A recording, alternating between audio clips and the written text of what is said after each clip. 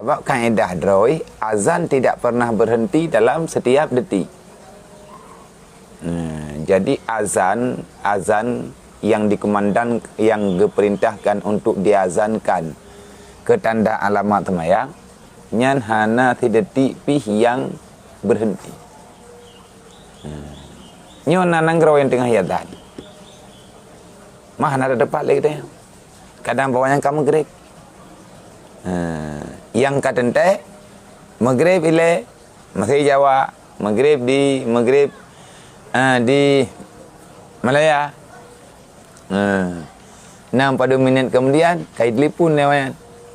Biarnya kamu kaji buka. Oleh yang bertahutan je, baju. Azan bagi dia, kai maghrib awanya, dia azan katanya, maghrib awanya. Oleh lihat azan ni katanya, ya azan buat hili dia mah. Oleh yang kedua benda Aceh ju, karenanya terus berputar. Tidak boleh dunia ini kosong daripada azan.